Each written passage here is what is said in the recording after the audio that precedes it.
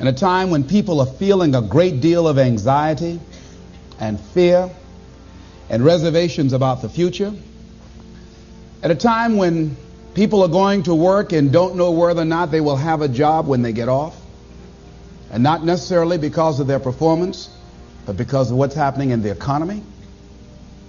At a time when there are challenges, more so than ever before, in personal relationships. When we look at what's happening on the crime level and what's happening with our youth, that many times I'm sure that we've all taken time just to stop and reflect. Many times when we hear what's happening in the news or read the newspapers, where's all of this leading to? What's going on here? And so I think that now more than ever, we must begin to look at what are the things that we can do that would put us on some firm footing in life, that will enable us to do some things and use some powers that we have, that many of us go through life never ever discovering that we have those things going for us. And part of that, I believe, is knowing what it is your life worth. What is it that gives your life a sense of meaning and purpose? Because once you find that, it puts you in your power place.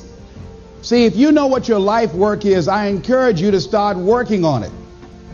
If you can't do it all at one time, do just a little bit of it. And if you don't know what it is that you showed up to do, if you don't know why you're here, I encourage you to find out what your purpose is here. What is the meaning of your life? What will be different? Have you ever asked yourself that question? I've done that.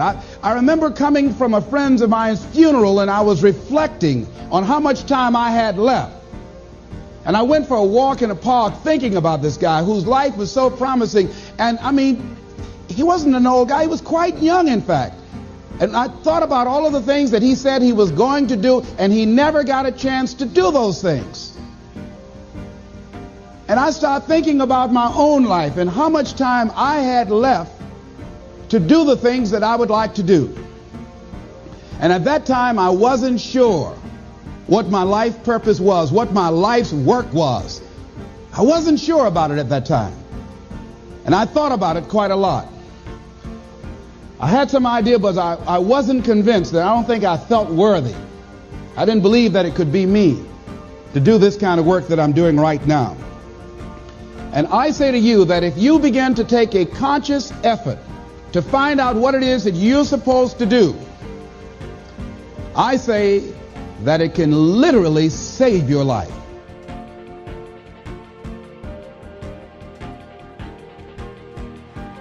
I was telling a group of people of a study that was conducted. Dr. Larry Darcy, who wrote a book called Recovering the Soul, he said, human beings are the only living species that has achieved the dubious distinction of dying or having a stroke or a heart attack on a certain day. If you ask most people, what would you say the primary cause of why people will have a heart attack or stroke? Many people will say, well, because they smoke cigarettes, or because of high cholesterol, or because of stress, or because of obesity, and all of those things are contributing factors. But ladies and gentlemen, more heart attacks take place in this country on Monday morning between 8 and 9 a.m. That's when the majority of people who have their first heart attacks have them. 85% of the American public, according to recent studies, are going to jobs that they hate, working on jobs that do not challenge them. They get sick thinking about going. Migraine headaches. After the Sunday afternoon football game or 60 minutes, the anxiety began to build. And come Monday morning, they drop dead of a broken heart. Some of you ought to think about not going to work on Monday. Think about that. People are literally dying to go to work.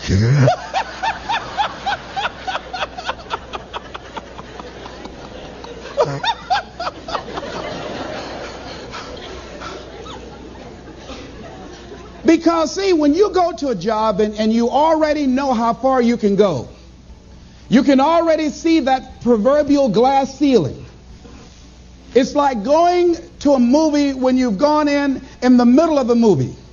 And you've seen the end, and you sit there to start all over again, but something is missing. You know what the outcome is going to be. You can't get excited about going through that movie all over again. Am I correct? See, when you're going someplace and you already know how much you're going to make, you already know how far you can go, you're in a dead-end position. It erodes your self-esteem. It lowers your sense of yourself. It creates some inner turmoil. It creates an emptiness in you. So I say that your life is worth finding what it is that you're supposed to do. And I'm not saying quit your job. I'm saying find it and do just a little bit of it. When I wanted to become involved in speaking, I started just learning quotes, listening to other people's tapes, going to seminars, going to workshops, asking other people to help me. Just start working at it just a little bit, but do find out what your work is and hold on to it and don't let your dream go.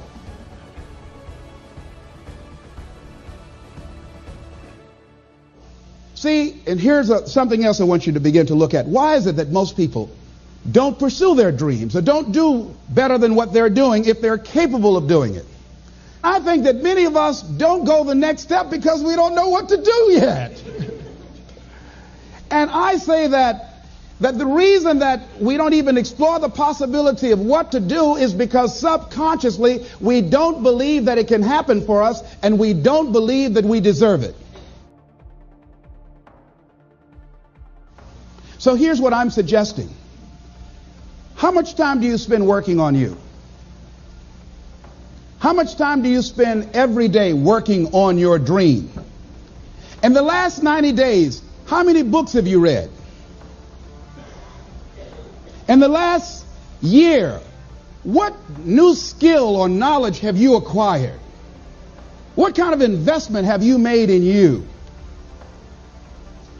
So I'm saying that as you begin to look at where you want to go, if you want to make it today, and things are changing so fast you have to literally run to stand still, I'm saying that you've got to make some conscious effort to begin to work to develop you. Here's something else. Most people are not living their dreams because of fear, ladies and gentlemen. I was in Columbus, Ohio yesterday speaking for a particular Ohio department. A young lady named Karen who greeted me, who organized the event. Very talented, very skillful. And she was talking about she wanted to become involved in the consulting business. I said, why aren't you doing it? I said, you have the abilities. I said, you're not here because they like you. You're here because you're doing the job. You're making things happen. And she came up with all kind of ideas, but finally she said, I guess I can't see myself doing it. I guess I'm afraid. Fear, limited vision, and lack of self-esteem is what keep most people doing things they don't want to do. I flew from Columbus, Ohio to Denver, Colorado to a major communications company. And the person that picked me up at the airport told me about the fact that the company was planning on having a major downsizing. And they offered some of the employees there an early retirement, and some of them will earn as much as $300,000. And they said, this is the last time that you can take this offer. If you don't do it, when we have the downsizing, you might be among those who will lose their jobs, and all you will get is your severance pay. And only 50% of the people who were eligible to take the $300,000 took it. The others were afraid to take a chance on themselves. The others couldn't see themselves beyond that company. They couldn't see life after that company. The same reason that people stay in relationships where they're abused or they're unhappy or it's unfulfilling. They can't see themselves beyond that relationship. They can't see themselves enjoying life without that person. They think that this is all that they can do. The same reason that people get stuck at a certain level in life. They can't see things being better for them. And they think that this is it and this is all they deserve. This is all they've ever seen. It's been passed on to them. And they think that this is it for them.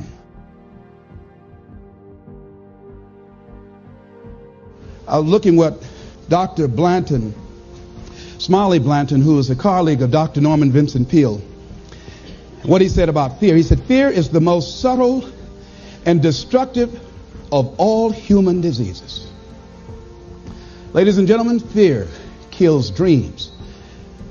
Fear kills hope. Fear put people in the hospital. Fear can aid you.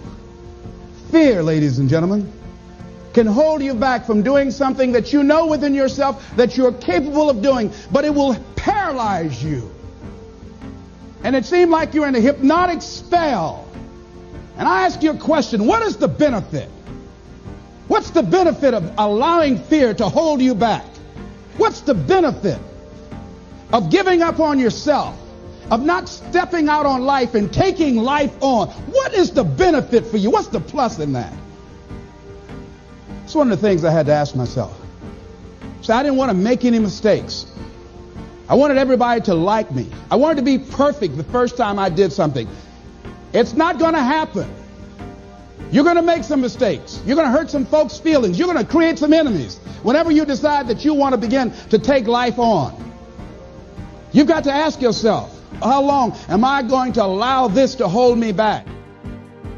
I like what Zig Ziglar says. He said, fear is false evidence appearing real. That is an illusion that we create in our mind. It is a state of mind that can be changed. So let's look at how we can begin to take some steps to restructure that fear, to begin to expand our visions of ourselves, to begin to increase our self-esteem. Webster said that self-esteem means confidence and satisfaction in oneself. Look at your life right now. Whatever you've done up to this point in time, your life is working. Whatever you have produced, it came out of you as a result of the kind of person that you have become. It's a result of your choices. It's a result of your consciousness. Now you have to ask yourself, are you satisfied with what you have produced? Is this what you want? Would you like for things to be better than this? Do you believe that you deserve better than this? Or are you content? This is it. You don't have to do anything else. That you've already resigned yourself in life and say, well, I'm happy. I'm not starving like the people in Calcutta. Are you allowing yourself to get off the hook like that? Or do you believe somewhere in the back of your mind or in your heart that there's some other great work for you to do? There's something else that life has for you. And that's why you're here. How do we handle this fear factor? How do we increase our self-esteem? You have to begin to fortify yourself. How do we do that? I believe that you have to begin to consciously monitor your inner conversation and start talking to yourself. Start building yourself up. Sometimes the only good things you will hear about you are the things that you say to you. Young lady that was in the audience this afternoon said to me, I told myself yesterday for the first time, I'm proud of me. And she said, I felt good about that.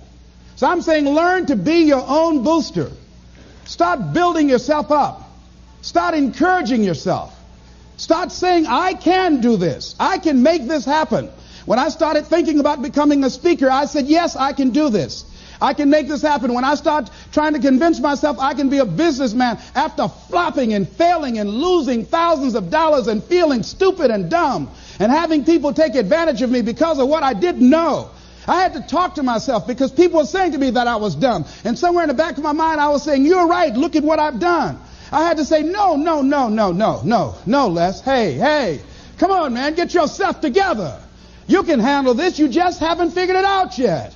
It's all right. This is your training period. This is the tuition you have to pay for what you don't know. You can do this. Other people have done it. It doesn't take an Einstein. Get you some people that can teach you some stuff that you don't know. Get you some people that have done it successfully and learn from them. Take some seminars, workshops, read some books on how to manage a business. Change the way you see yourself and begin to tend to the personal details. Understand that nobody's going to take care of your business better than you. And when I start changing that kind of mindset of beating myself up because of my mistakes and start looking at the possibility of my doing better, of my making the adjustment that would enable me to do what I want to do successfully, things begin to change. And I'm saying, stop beating up on yourself. You do it. I know you do it. I've done it. It's a natural inclination for us to put ourselves down. See, we are born negative, I think, in a negative consciousness because we live in a negative world. So you don't have to teach children to lie. They'll lie automatically. Did you wet in your pants? No, I did not. Well, what is that? I don't know. You don't have to encourage kids to misbehave. They will do it by themselves. You don't have to encourage them to do the wrong thing. They will do it automatically. You have to correct their behavior. So I'm saying that we have to work through the challenges of life in learning how to begin to work to fortify ourselves. Begin to guard your mind against negative programming, like turn off the television. Don't watch the news. More people have a sense of hopelessness and anxiety about life. If you look at the news, you cannot feel good looking at the news.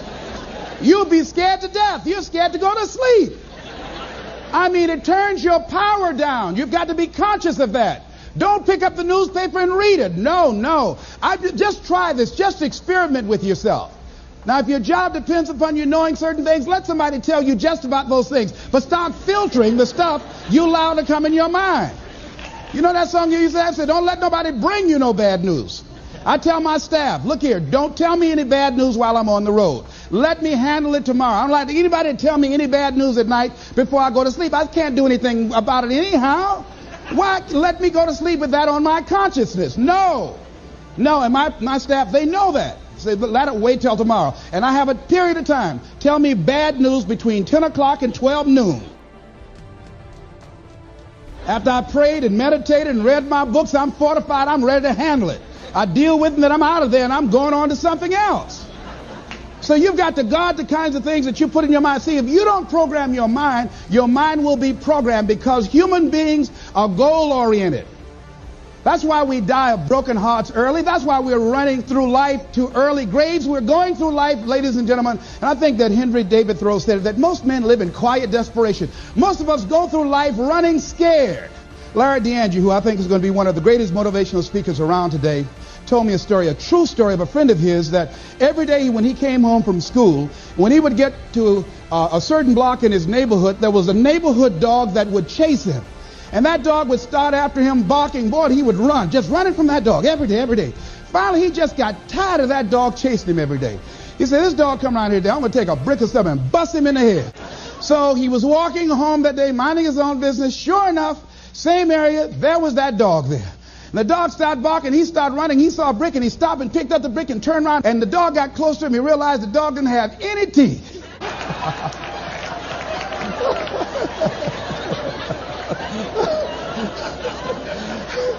He said he put the brick down and said, get on out my way. And ladies and gentlemen, all our lives, many of us go through life running from things that ain't even got no teeth to do us any harm. Haven't you been afraid to do something, and then after you did it, you say, whoa, if I'd known it was this easy, I would have done it before. Haven't you ever had that experience? Raise your hand. Absolutely. So we created this in our minds, false evidence appearing real. We made it real in our minds. That's why Churchill said there's nothing to fear but fear itself. That's the destructive monster. So turn off things that can contribute to your fear. Turn a deaf ear to people that all they can do is talk about how negative things are because they have bought into the consciousness of the world. Start attending workshops, seminars, listening to tapes on a daily basis to begin to recondition your mind, to retrain your thinking. Faith comes by what? Hearing and hearing and hearing. Listen to things that can empower you, that can enable you to create a new reality for yourself, and a new life for yourself. You might appear to be strange around most people. You know, most people think you're strange if you're happy today. People say, how you doing? I said, better than good. Whoa, what's wrong with him?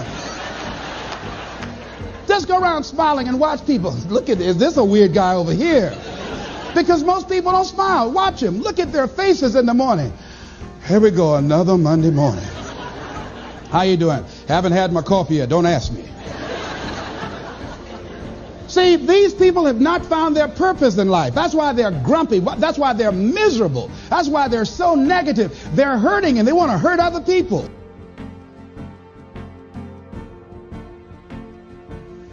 So start practicing using programs for your mind. Seminars, books, workshops. Keep a journal. Record your thoughts. What's happening with you? Every day when you get up, have a journal near you. I use a Jack Boland journal so that I can write down my ideas. I keep it by my bed so I can write down my thoughts. See, ladies and gentlemen, we get 3 to 4 thoughts a year that if we would act on those thoughts, they could change our life. Don't say, well, I'll remember that. No, write that thought down. I got a thought today I wrote down. A friend of mine is in the hospital. His morale is low. They're talking about amputating his foot. He's got to feel very bad. So I said, you know, I'm not only am I going to see him, but I can't be there with him all the time. I said, I'm going to create a tape for him that he can listen to that will heighten his level of morale. We told him the other night, don't go to surgery. You are depressed. Your energy level is down. No, tell him not now. Don't do it now. In fact, most doctors who have any sense of awareness don't perform surgery on patients that are in a state of fear, that don't think they will make it. They wait till they're in a different state of mind. So I said, what about making tapes for people that are facing physical challenges? See, there are ideas that can come to you out of things that appear to be negative. I have a friend out of Chicago, just met him. He was 23 years old. And this guy, he went financially bankrupt 2 years ago, ruined his credit. Guess what he decided to do? He found a blessing in it. He wanted to restore his credit. It was very challenging, very difficult. And he realized that a lot of other people during these particular times have ruined their credit. So now he started a credit repair business. Last year he earned over $100,000 helping people to restore their credit. I met a young lady who attends this church, that she was at her father's funeral and she was putting flowers on her father's grave, and she looked around and saw the other grave sites. They did not look well groomed and they were not attended to on a regular basis. She started a grave site maintenance business. Out of that tragedy, something positive has come out of it. And now she's earning more money doing that than on her present job. What idea are you sitting on? Write your ideas down. And then, once you get that idea, take the leap. Hello? Take the leap. See, a lot of people get the ideas and just walk around with them. Have you ever had an idea and all of a sudden you looked around and somebody had that idea and gone with it? Think you're going to be going with my hospital idea. Forget that, buddy. We will be out there together, Jack. Take the leap. See, it's out here in the universe. If you don't take the plunge, I guarantee you, somebody else will. Take the plunge. Go into action. And ladies and gentlemen, you will be surprised at how things will come together. You'll be surprised. Now, you're going to have some difficult challenges. I can tell you that now. Be aware of that. Things are not going to work out exactly right. For a time they will, sometimes. And that's when life is just playing a game with you. I want you to feel good and relax. And then after a while, say, okay, the honeymoon's over now. And then life will come over there and slap you side the head. Say, what you doing out here? Well, this is my dream life. Is that right? Come over here a minute. Oh, you went to the seminar, huh? Come here. I can tell you that. But ladies and gentlemen, go into action with your dream. And don't avoid where the fights are. Get in the midst of the fight. And get some hickeys on your head. Get knocked down so you can learn how to fight, so you can hold your position.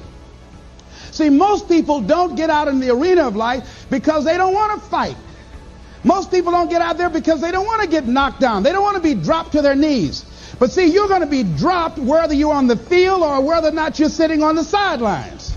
You're going to be dropped. So at least get dropped for something. Don't get knocked down while you're sitting down. See, that's how most people are spectators in life. You don't want to be a spectator. You want to get out in the field where the action is. And you will be amazed. After the struggle, there will be a calm period and things will begin to click for you.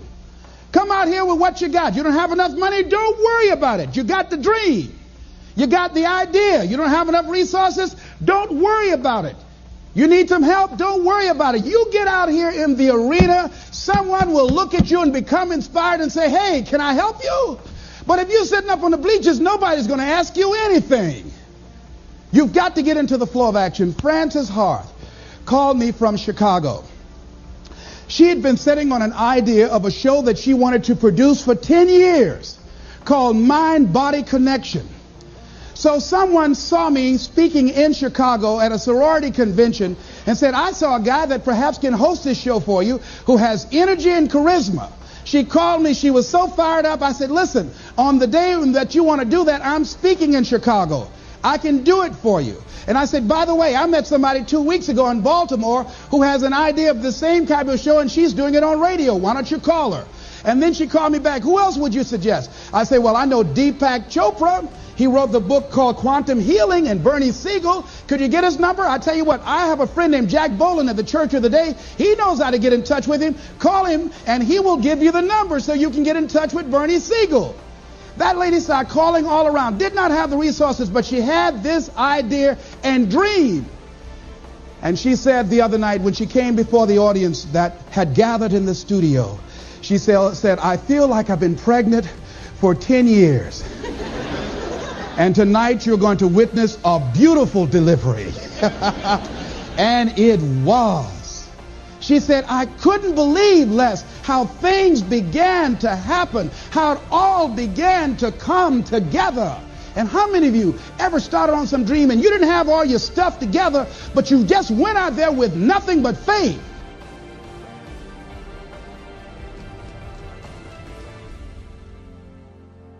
I'd like to talk with you this evening about being hungry. Somebody said, I'm hungry. It is something I like to share some ideas and thoughts with you. I'm not asking that you believe anything that I say. I'm not asking that you agree with me. I'm merely asking that you stand on and in the conversation that we'll share with you this evening. And if there's something that I say that can fit and work for you, I say use it. If not, discard it and let it be. One of the things I have realized, and many of us have, that if you want something out of life, if you want to change yourself, if you want to acquire something, if there's some goal that you want to reach, that is really not easy as some people will make us feel. That living your dream, changing your behaviors, overcoming negative habits, it's challenging. It's hard. That living alone is just very difficult. And once we begin to come to grips with the fact that living is difficult, life is very challenging. I heard a song once by a guy named Dipples called, If It Ain't One Thing, It's Another. I say to you, if it ain't one thing, it's 12 others. Always something. You will never ever have a problem-free moment in life. Somebody said, and I like this, that you either in a problem or just left one or headed toward one. Anybody found that to be so? Raise your hand if you know what I'm talking about. I mean, there's always something. So how do we begin to nurture that hunger? What are the characteristics or the qualities of people that are hungry? What will it take for me to get some of the things that I want? And being hungry for those things. Number one, you've got to work on yourself. It's very important that you engage in an ongoing process to develop you. Spend more time on yourself than what you've been spending. It's very important. You owe that to yourself. I was reading a book by Og Mandino called The University of Success. Read one line, gave me a chill. I didn't have to read anything else in the book. He said, many of us never realize our greatness because we become sidetracked by secondary activity. We spread ourselves too thin. Don't know how to say no. And we find ourselves doing all kinds of things and never ever have time to do those things that we need to do to work on ourselves. And then there goes a second. There goes another second. There goes another second. And we can't stop and hold time. And before you know it, you wake up one day and you're behind on your dreams and your bills. So decide that you're going to take some time to work on you, that you deserve that from yourself, that your life deserves some prime time, because you are creating your own production. As Michael Todd would say, you are the star of your show. You are the director. You're writing the script. And you will determine whether your life is a smash office hit or flop. You determine that. Working on yourself, talking to yourself. That's so very important. Overcoming the negative conversation, that inner dialogue that's going on all the time, even when you don't want it to be there. You can't stop yourself right now from thinking. You can't do it. It's going on. And so learning how to empower yourself, part of doing that is standing up to yourself. You've got to stand up inside yourself sometimes and say, shut up. You've got to do this. I was going to give a presentation, and this voice inside of me saying, you can't do this. You don't have everything it takes. Shut up. Yeah, I'm behind on my bills, and you're telling me what I can't do. I have got to do it. You'll get scared sometimes. Your mind will go blank on you. Some people you will allow to unnerve you. And you wonder, what's wrong with me? I'm not crazy. That's why you've got to learn to make a conscious, deliberate, determined effort to stand up inside yourself. Working on yourself, watching that inner dialogue, it will determine the quality of your life. I don't believe this. I know this. I've had a challenge of losing weight. I'm walking through the airport, this voice say, why don't you have some M&M peanuts? No! Then after you eat that, you might as well have a Snicker now, you sucker. I mean, it's challenging. My mother fixed the kind of sweet potato pie you can't eat with your shoes on. You have to take your shoes off so you can wiggle your toes. It sticks on my fingers. It says, eat it. One little bite won't hurt. That voice, constantly. Little demons from Colonel Sanders driving my car in there. I had to say, no. I'll diet tomorrow. I saw a skinny man get hit by a truck. Had he had a little bit more weight, he might have lived, you know. Some of you know what I'm talking about. Raise your hand if you know that. That voice is awesome. So you have got to stand up to that voice. When you're working on something you want to achieve, you have got to stand up to that voice. You've got to sell yourself every day on your abilities, on what you're doing, on the goal that you want to reach. You've got to sell yourself every day, according to your level of belief. It will manifest itself in what you're doing. Whatever we have right now, whatever we're demonstrating in our lives, is a result of what we believe subconsciously that we deserve. And part of increasing that belief level is that you have got to convince yourself every day. You've got to sell yourself. I do a lot of training for many corporations, and I conduct sales seminars, and I've heard all kind of guys doing techniques and training people techniques of how to close sales and how to work with and begin to control the sale and how to ask for the close. Let me share something with you. You can learn all the techniques in the world. If you don't believe in yourself, it won't happen for you. I learned all of it. So that's why I do a training called Focus on the Seller. You've got to focus on you. And as you convince you, as you sell yourself every day, you will begin to see a difference in the things that you're doing. Selling yourself on your ability to perform a job, to achieve a certain objective. Telling yourself every day, here I go again. And I got what it takes. This is my day. And nothing out here is going to stop me. And when you go out there, life say, come over here. Say it again. Well, I'll be back tomorrow.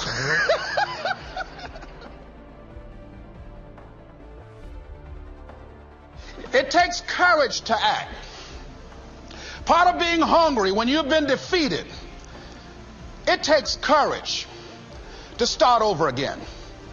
I used to do door-to-door sales, and I was working with another friend of mine, and door-to-door sales, I mean, it's punishing.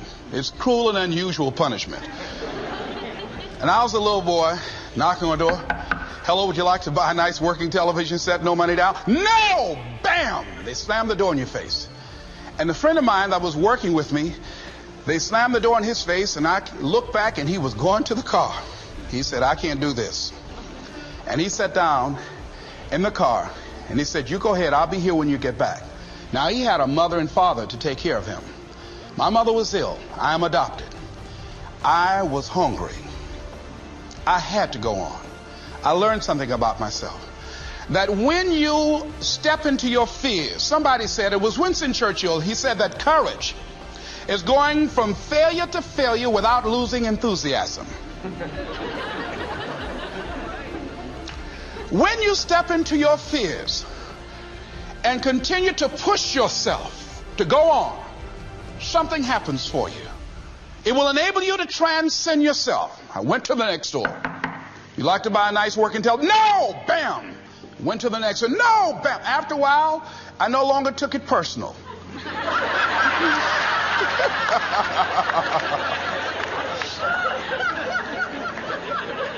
And I began to play a game. I said, well, I know there's a yes out here somewhere. And I'm going to keep on till I find it. And I'm not going home until I do. And I continue to knock on doors. And then somebody eventually would say yes. And I said, are you sure? And I would go in there and I would get the sale. When you have something you want to do, if you don't develop the courage to do that which has been given you to do, and you spend a lot of time going around trying to convince other people or trying to get their approval, what will happen is that you will lose your nerve. And other people will convince you that what you're doing doesn't have any value, and you'll give up on your dream. It's an interesting thing about life, I've also found, that if you don't have the courage to act, sometimes and particularly if you have something special to do, life will move on you. If it were not for life, I would still be a disc jockey. I didn't just leave voluntarily to go to the state legislature. I was fired. I was working on a job, and I came home one day. I was married at the time, and I told my former wife, I said, that guy Bert I work for is stupid. She said, if he's so stupid, why does he sign you a paycheck? Now, you see why I divorced her, right? I couldn't stand her. That night, I could not sleep well. Here was a guy that was controlling my life. I was going through all kinds of changes because this man controlled my paycheck. And it was Carlyle who said, truth crushed to earth shall rise again.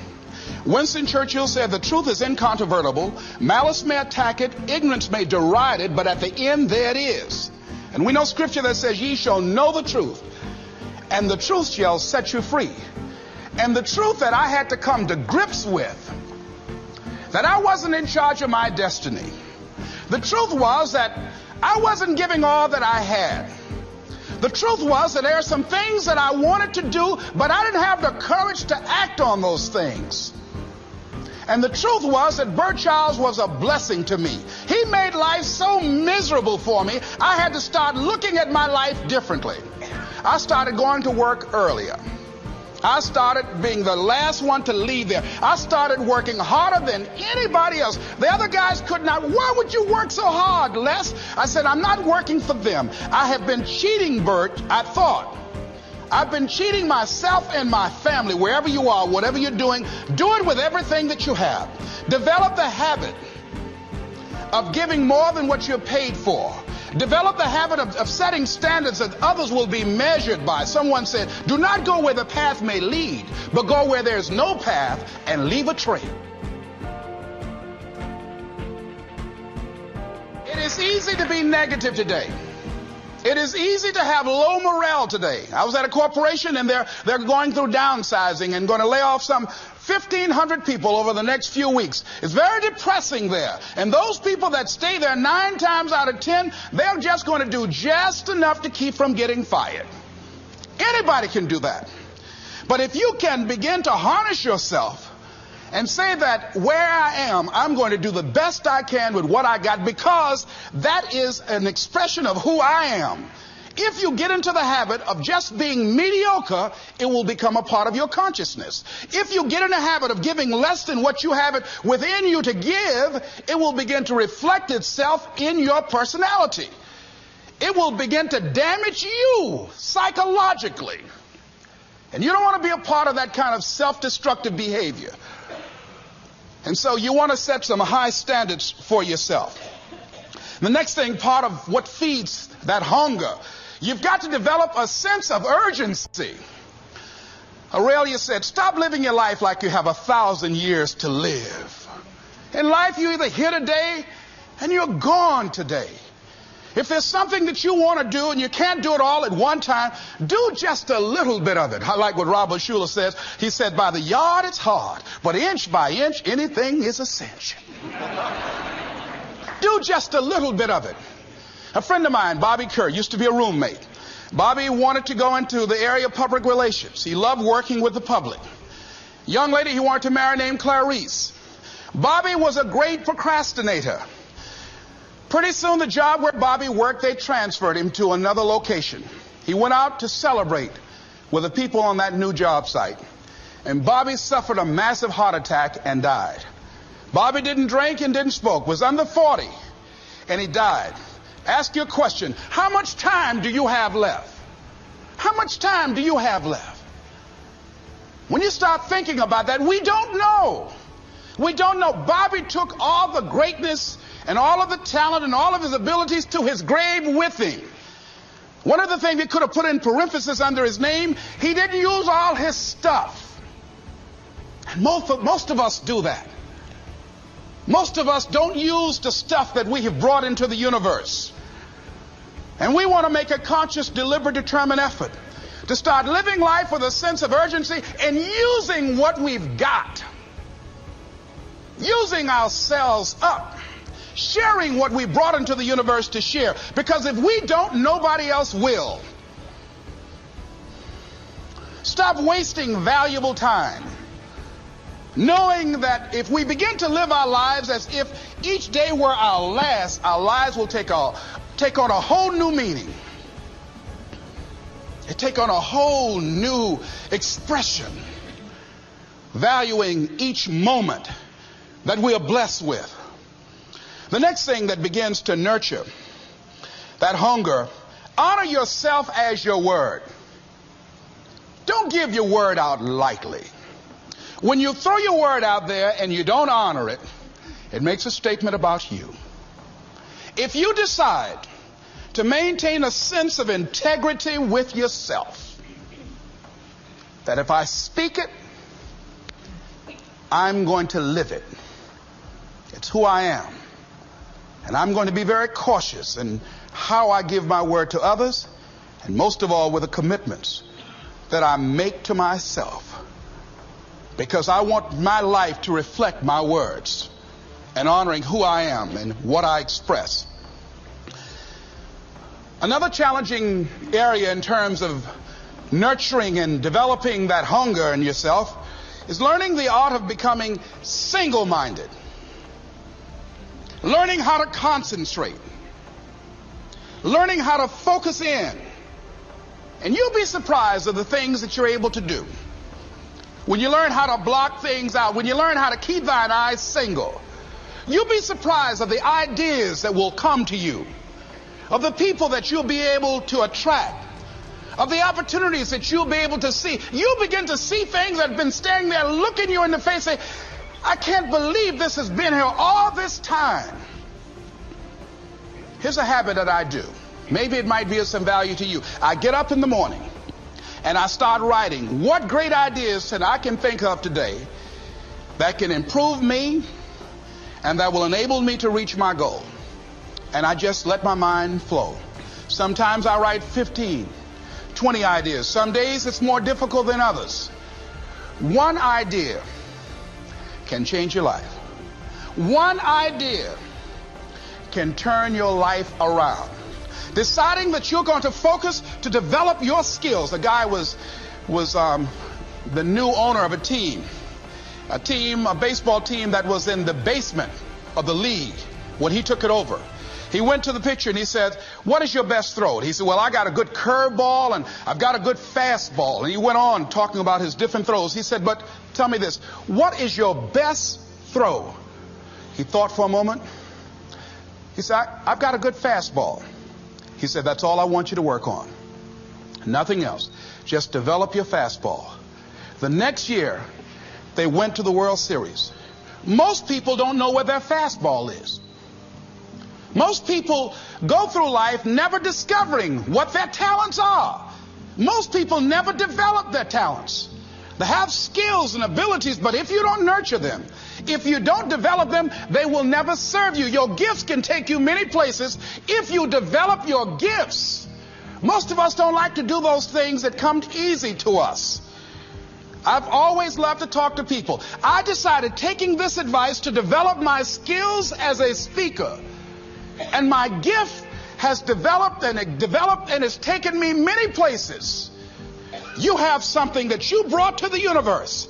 And that if you decide that my life deserves my developing this, what I do well, and becoming the best at it, and mastering myself, and seeing what I have within me, if you decide to drop your buckets where you are and develop your gifts, I grant you, you'll never ever be without. I grant you that your gifts will take you places that will literally amaze you. I grant you that if you begin to work to develop your gifts, you'll develop a strong sense of happiness. You'll get a larger vision of yourself. Because part of beginning to get a larger vision of yourself, all of us need some area of our lives where we can have a feeling of competence. That people know when they think about this area, that's something you do. That you eat and sleep that. And that you do that. You do that. And people know it. And you know it. And you know that you know this. If you don't know anything else, you know this. Can you tell I know what I'm doing? Oh, hello. You know this. So you've got to work on it. When other folk are having a good time, you've got to have the strength of character to concentrate, to read, to digest information.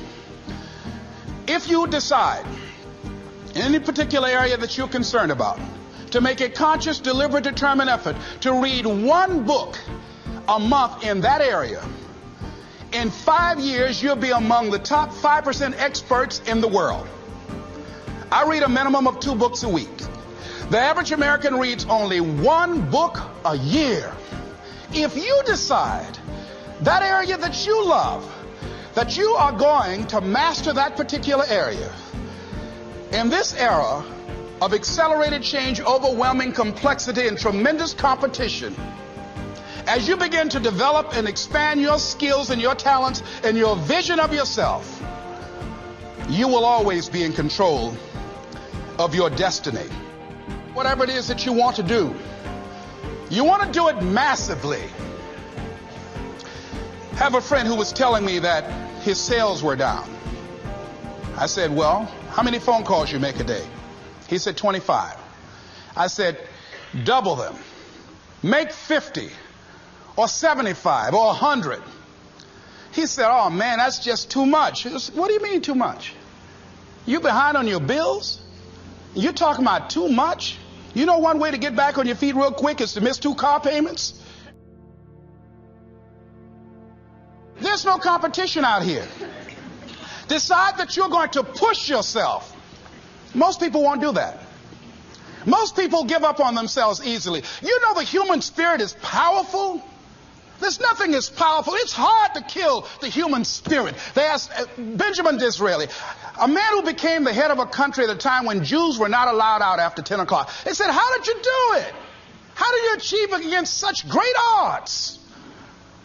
He said, "Nothing can resist the will of a people that will stake even their existence on the extent of their purpose for good." That when you have a made-up mind, when you decide that you want to do something, I was reading something the other day, he said, the power to hold on in spite of everything, the power to endure, this is the winner's quality. the hunger, the ability to face defeat again and again without giving up. This is a winner's quality. You have that quality within you. When you're hungry, you don't care about the facts. You don't care about the odds. Doug Williams played for the Washington Redskins, quarterback. John Elway of the Denver Broncos in the Super Bowl. Everybody was talking about Elway. After the Super Bowl, when Doug Williams made a historic passing game, they asked him, said, how were you able, in spite of all of the negative publicity saying that you couldn't win, how did you do it? He said, I ignored my critics. I just didn't pay any attention to them. I ignored myself because they kept on saying it so much. There were times I doubted whether or not I can do what I needed to do. There's a Doug Williams in everybody here. There's greatness in you. And you've got to learn how to tune out the critics outside and the critic inside. And since I'm going to do this, I'm going to harness my will. And I'm not going to let anything stop me. I deserve this. I'm going to do it until. And this friend, I told him, said, start increasing your calls. I said, I make 100 calls a day. I got a callus in my ear. My ear kind of dark. You can't see it, but it's there.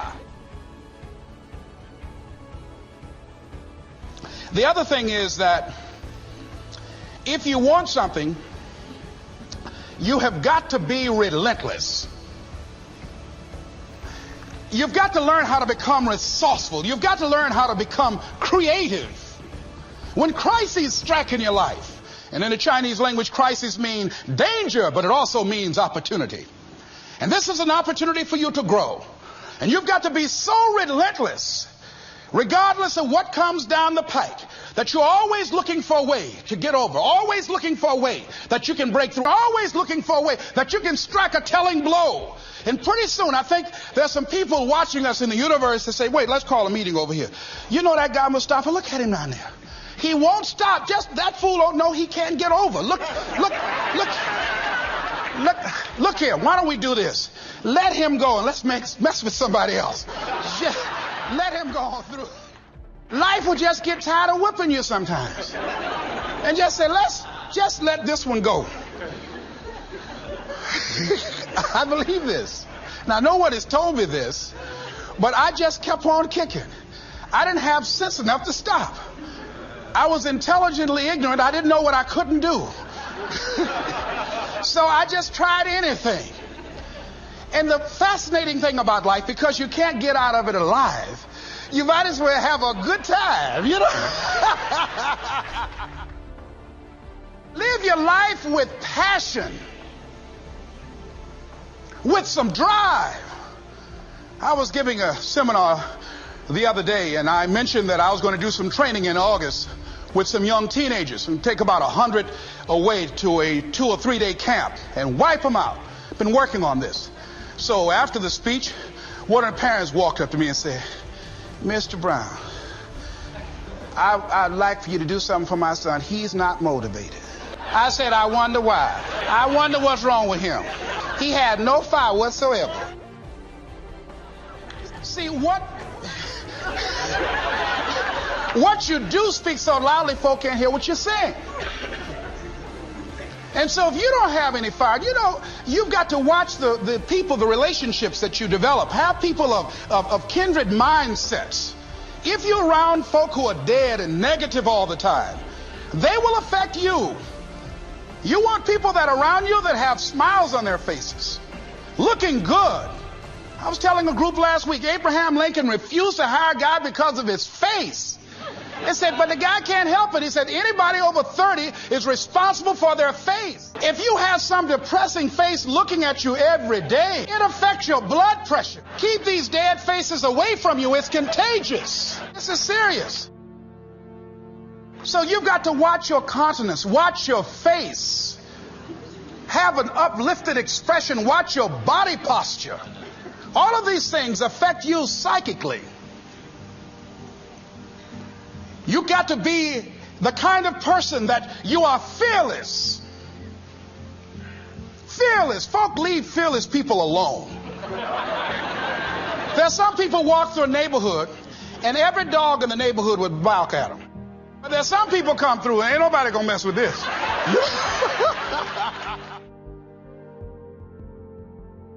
You are unstoppable. And because you are unstoppable, because you've got power that you haven't even begun to use yet, you owe it to yourself to release your brakes. How many of you have the experience of pulling out of your driveway and you mashed on the accelerator and the car was just going, and couldn't move, and you mashed harder and it couldn't move, and then you discovered you had your emergency brakes on, and then you release those emergency brakes and it goes, choo! Have you ever had that experience before? Most of us go through life with our brakes on, holding back, not giving all that we have, not sharing all of ourselves. Most of us go to our graves still holding on rather than releasing it. What are some of those things that keep us from releasing it? Because of past experiences, past defeats, past pain. We look back, well, it didn't work out then. It probably won't work out now. Many people get confused their performances with who they are. I was reading Pat Riley, the coach of the Los Angeles Lakers. But you're going to like this quote here. After the Trailblazers had blown them out of the water, and I'm sure he said this last night, they asked him, how do you feel? He said, tonight we were exposed for what we are right now. You see? That if my speech tonight doesn't work, it doesn't mean that I'm a bad speaker. It means that what I didn't work tonight.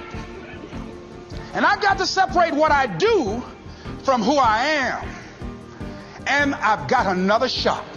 See, the last chapter to your life has not been written yet, and it doesn't matter about what happened yesterday. It doesn't matter about the things that you've done that you feel guilty about. If you wouldn't do it today, you're convicting an innocent person. You've been reborn to a new state of consciousness. And as they say, if we knew better, we would do better. And so you begin to decide, I'm not going to be denied. I remember, and I was telling someone, and they asked me, would you repeat that again? I was interested in going into broadcasting. I'm adopted. And that was my key out. I wanted to make my mama proud of me. I was very much appreciative of what she's done for my brother and sister and I. And that was my way out. And I went over to a radio station, asked a guy and told him that I was interested in broadcasting. He looked at me in my straw hat and my overalls. He said, you have any broadcasting background? I said, no, sir, I don't. What do you do? I cut grass. Young ladies asked me what kind of work I do, and I was working on a garbage truck. I say, well, I'm a sanitary technician. He said, we don't have any job for you. I decided that was something I was going to do. I decided I'm unstoppable. I'm going to go up in here and I'm going to do this. I started going to the radio station every day, developing a relationship with the people that were doing what I wanted to do. And that's what I encourage you to do. Whatever area you want to go in, find people that are doing it the way you want to do it and develop a relationship with them. When I decided to go in this area, I wrote letters to Dr. Norman Vincent Peale, to Zig Ziglar, to Dennis Waitley, all of the giants in this area. And I said, this is something I want to do. I've been following your career. Would you help me? Dr. Norman Vincent Peale answered my letter, did an article on me, wrote about me in the most recent book that he issued, and done many broadcasts about me. I'd wanted to develop a relationship and rapport with those people that were achieving those things that I wanted to achieve. By the same token, I would go to the radio station, and I developed a relationship with the guys. And they used me as an errand boy when they needed some food or someone to go pick up entertainers that came into town. Temptation singing My Girl, Jerry Butler singing For Your Precious Love, Sam Cooke singing Darling You Send Me. I would pick up the entertainers at the airport and driving around in the disc jockeys, big Cadillacs. They didn't have any driver's license, but I was acting like I had some. Every day I used to go home and work on my communication skills, developing myself. It was Whitney Young. He said, it's better to be prepared for an opportunity and not have one than to have an opportunity and not be prepared. Start working and developing yourself now and prepare yourself for what it is that you want, because you expect to get it. And when the disc jockeys were in the control room, I would go in and watch them and develop a trust level, and they would let me stay, and I would watch and observe them working the controls. When you want something out of life, don't worry about how you're going to get it. How is none of your business. The most difficult thing it is to hold the vision. It's to hold the vision. So there I was at the radio station. A guy was on the air and he started to drink by the name of Rock. I was outside the window looking at him and watching. Hungry and ready. Pretty soon the phone rang. It was the general manager. I said, hello? He said, Les, this is Mr. Klein. I said, I know. He said, Rock can't finish his program. He's slurring his words. I said, I know. Can you work the controls until one of the other disc jockeys come in? Would you call them? I said, yes, sir. Now, he must be thinking I'm crazy. I called my mom and my girlfriend Cassandra. Said, y'all come out on the front porch and turn up the radio. I'm about to come on the air. I waited about 15 minutes. I called him back. I said, Mr. Klein, I can't find nobody. He said, well, why don't you go in there and work the controls until they get there? And don't say nothing here. I said, yes, sir. I couldn't wait to sit down at that turntable, Mustafa. I said, look out, this is me, LB, Triple P, Les Brown, your platter playing Papa. There were none before me, and there will be none after me. Therefore, that makes me the one and only. Young and single and love to mingle, certified, bona fide, indubitably qualified to bring you satisfaction and a whole lot of action. Look out, baby, I'm your love man. I was hungry. You want to be persistent about what it is that you want to achieve. Alexander Graham Bell said, what this power is, I cannot say. All I know is that it exists, and it becomes available only when a man or a woman is in that state of mind in which he or she knows exactly what he or she wants and is fully determined not to quit until they find it. When our children are learning how to walk, how many times will your baby attempt to walk and fall and you just say, just sit down, don't try anymore, you've fallen 20 times. Just sit down somewhere, busting your lip and everything, getting in folks' way. When will a baby walk? It will walk when it walks. That's when it will walk. Les, when will you be known nationally as the motivator? I will be known when I'm known. That's when I'll be known. Don't get caught up in, well, I've tried it 4 or 5 times and things didn't work out. If there's something that you want and you're hungry for it, you've got to do whatever is necessary until. And when you give the best you can and that's not enough, you must do what is required. And don't give up on yourself. Don't throw the towel in so quickly. Many people give up on the 1-yard line, where if they have the determination just to keep on knocking. It's a funny thing about life. If you're home one day and someone is knocking on the door and you say, I don't want to be bothered today. And if that person just keep on knocking, say, can you believe that fool's still knocking? Pretty soon you say, what is it? What do you want? And that's how you've got to be about your dream. Some people, well, I guess ain't nobody home. I knocked on the door, but nobody came. I heard the television on and people were moving around, but I guess opportunity probably went out the back door. Oh, no. See, life is not just that simple. It's not that cut and dry. And that's why most people never realize their personal greatness, because they're casual about life. And when you are casual about life, you will end up a casualty. Life is serious business. So I encourage you to be persistent, to not decide that, well, I've done the best I can. I guess I just can't have it. Don't make that decision.